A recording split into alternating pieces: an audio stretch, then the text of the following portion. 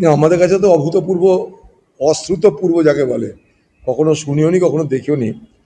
এখন এইভাবে নির্বাচন করলে সেই নির্বাচনের ফলাফল কি হবে সেটা সহজেই আমরা বুঝতে পারি। যে পক্ষ যারাই সরকার গড়বে, ভোট তাদের দিকে ঝুঁকবে, এটা খুব স্বাভাবিকভাবেই বলা যেতে পারে।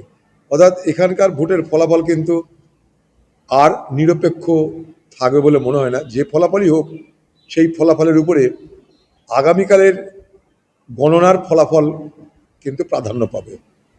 অতএব এটা নিরপেক্ষ ভোটদান বলাটা কঠিন হবে আর কি। এই ফলতা নিয়ে চাঞ্চল্যকর রিপোর্ট জমা পড়ে নির্বাচন কমিশনের কাছে। প্রচুর বুথে পোলিং অফিসারদের বিরুদ্ধে মারাত্মক অভিযোগ।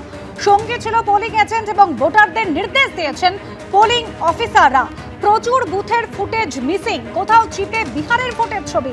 এই সমস্ত চাঞ্চল্যকর রিপোর্ট জমা পড়ার পরেই ফলতা বাদে আগামীকাল 293টি কেন্দ্রে কাউন্টিং রয়েছে এবং ফলতা নির্বাচন আবার হবে 21শে মে। ফলতা নিয়ে সবার মনেই প্রশ্ন ছিল। ফলতা হচ্ছে ব্ল্যাক স্পট পশ্চিমবাংলার ইলেকশনে, এবারের 26-এর সাধারণ নির্বাচনে।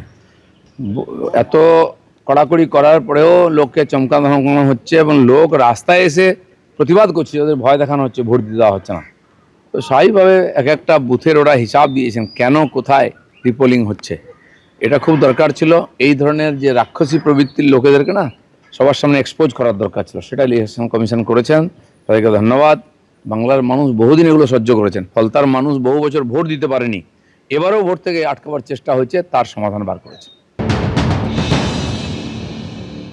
আমাদের কাছে তো অভূতপূর্ব, অশ্রুতপূর্ব যাকে বলে, কখনো শুনিও নি, কখনো দেখেও নি। এখন এইভাবে নির্বাচন করলে সেই নির্বাচনের ফলাফল কি হবে সেটা সহজেই আমরা বুঝতে পারি। যে পক্ষ যারাই সরকার গড়বে, ভোট তাদের দিকে ঝুঁকবে, এটা খুব স্বাভাবিকভাবেই বলা যেতে পারে।